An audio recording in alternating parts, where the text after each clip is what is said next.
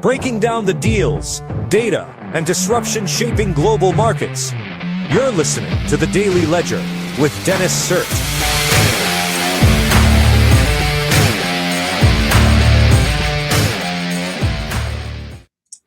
Hey folks, it is Wednesday, January 28th, 2026. You're listening to The Daily Ledger Show, and I am your host, Dennis Sert. Great to be here with you today. We got some good stories to talk about today. Pretty loaded show. I'm going to try and be as brief as possible. We're going to talk about Clawdbot, now called Moltbot, which has been making the rounds in the AI/tech space for couple days now, and it's really starting to come to a head. So we're going to talk all about that. We're going to talk about Amazon laying off 16,000 employees. Google pitches Gemini to students studying for India's most competitive college entrance exam. Microsoft pledged to save water. In the AI era, it expects water use to soar. So yeah, water usage for AI. Meta campaigns to change opinions on data centers, and SpaceX weighs June IPO time to planetary alignment and Elon Musk's birthday. So we're going to talk about all that. Before we talk about that, let's jump into the markets real quick. So the Dow Jones is up 0.09%. NASDAQ is up 0.18%. S&P 500 is up 0.06%. Bitcoin is up 1.13%, up to 89,533. Before we get into today's stories, make sure to download Byte AI Market Analysis off the App Store. It's basically a financial co-pilot that tells you when you should enter and exit the stock market for all of your stocks in your portfolio based off of a few things: technical indicators like the Bollinger Bands, RSI curve, and MACD/signal curve, as well as news analysis and sentiment. Tends to update every about half hour, so I use it as a daily trading tool. And remember that past success does not guarantee future results, and Byte AI nor I are financial advisors. So make sure to go ahead and download this app, Byte AI Market Analysis, off the iOS App Store to make more informed trades throughout the day. Okay, so let's get into sort of our featured story. Everything you need to know about the viral personal AI assistant, Clawdbot, now renamed to Moltbot after getting a cease and desist letter from Anthropic about the name. In full disclosure, I actually thought before I did any of the research on it, I was like, that's kind of a ghetto way to say Claude code, but it turns out they're completely different things. So Anthropic they knew what they were doing when they forced them to rename into Moltbot, but whatever. So basically, Moltbot is a full scope agent that runs on your computer, and you can text it via really like any of the popular texting streams like Signal, iMessage, Discord, Telegram, like pretty much everything. And it can do anything that you can do on your computer, right? So it can open up a browser, it can generate images, it can like make a dinner reservation, it can send emails, it'll like text you about it, you can text back, and it can even text your ex-girlfriend. So how about that? It wasn't me. It was Clawdbot. All right. But yeah, so that's kind of what's going on. And so it's causing quite a bit of hubbub on X about it. Everyone's kind of using it. There's some people that are saying like, oh my God, like it cleared 10,000 emails from my inbox overnight. That's actually insane. It's like, well, some of these are kind of fake, but yeah.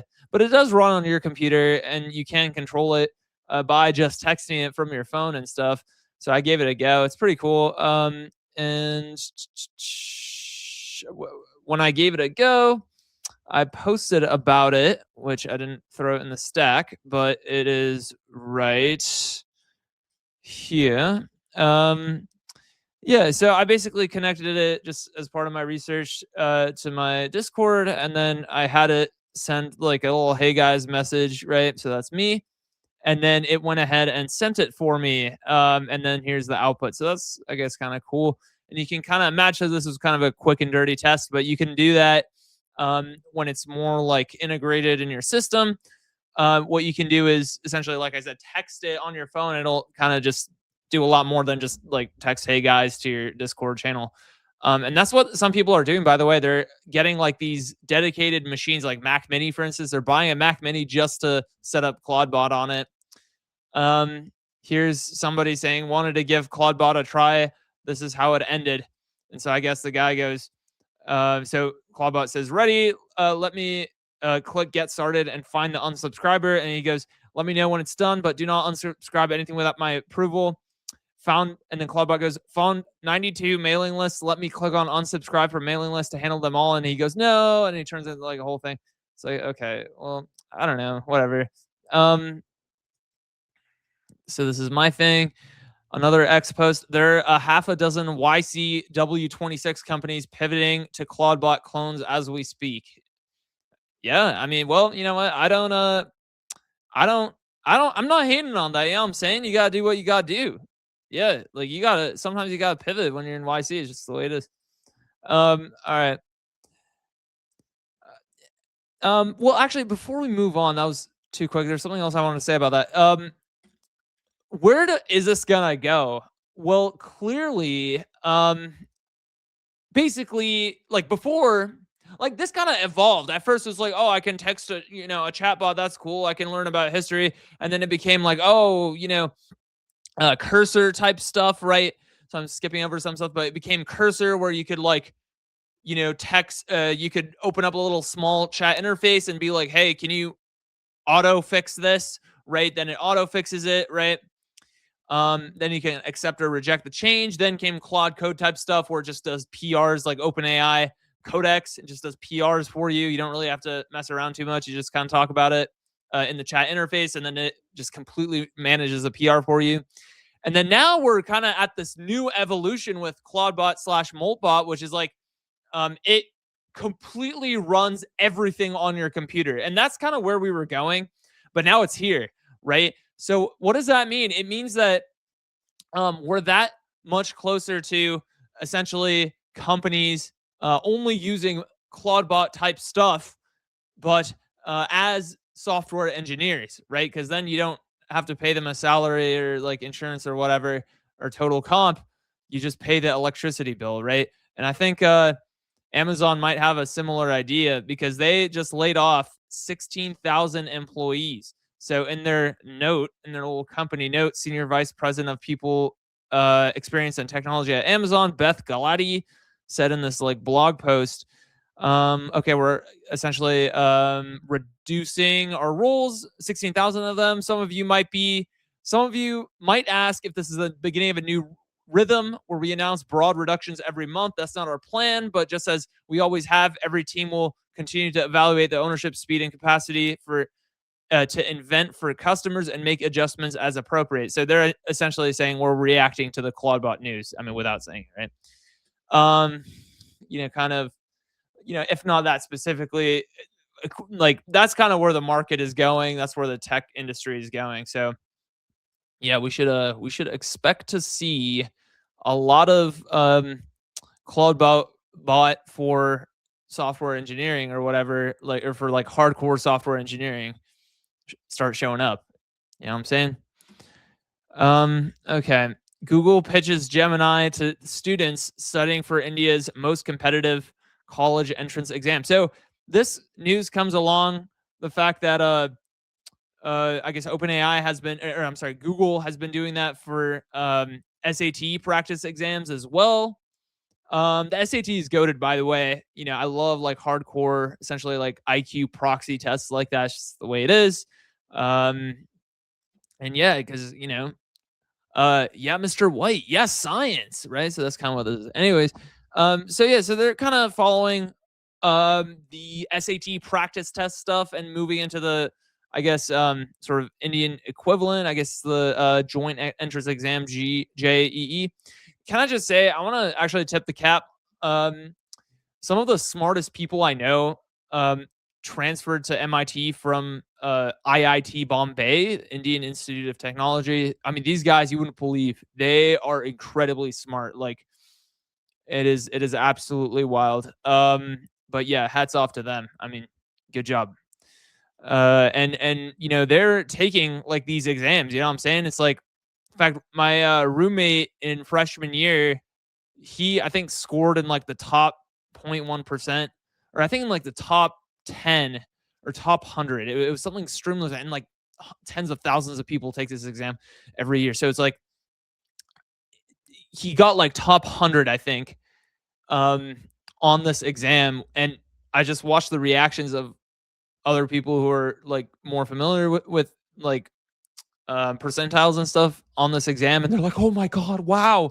Like that is just, oh, I can't believe you did that." And I'm like, "Wow, okay, like this is, it's actually kind of like hella hype, hella clout when you do that."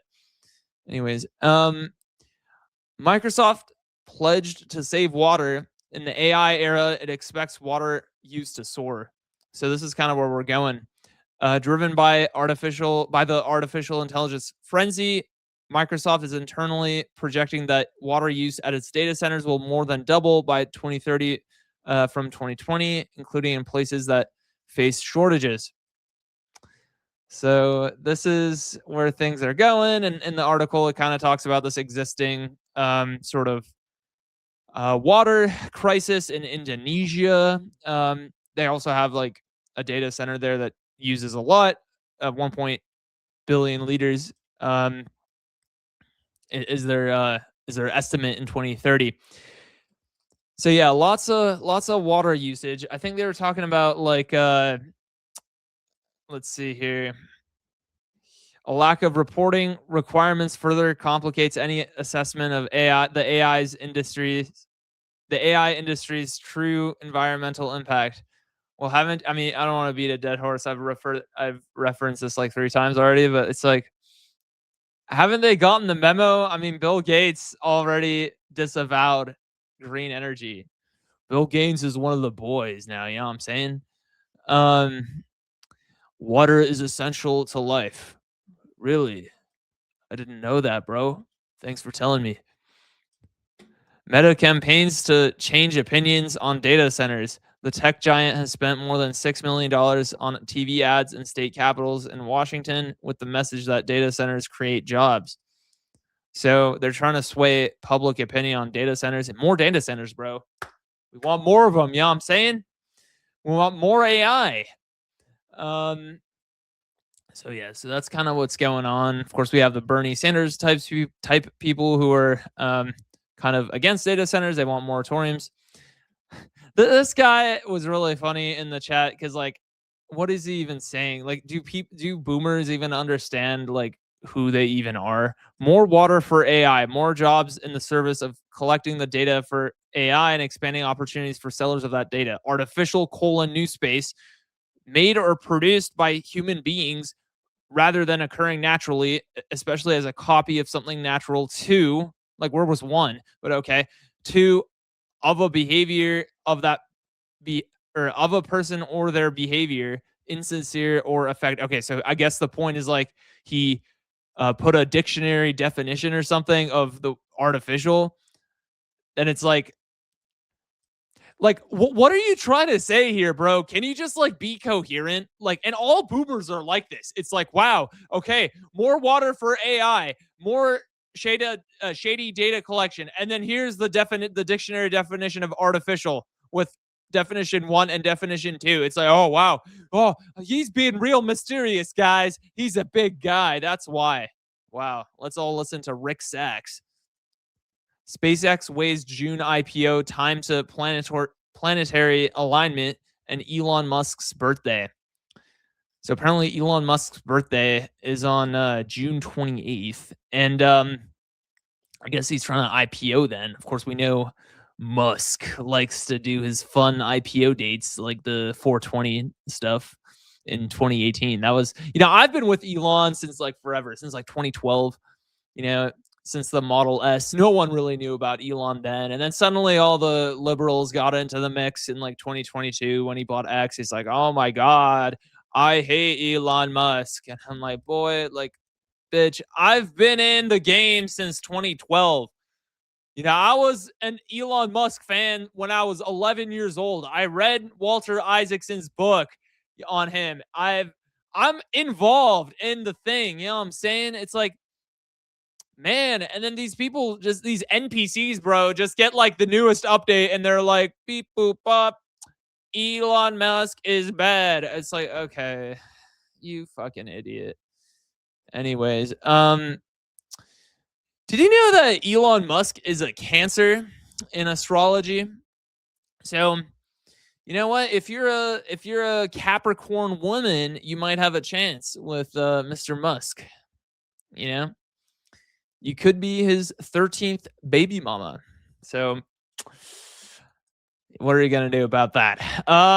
Okay, guys, I think we're gonna leave it there. Make sure to download Byte AI off the iOS App Store.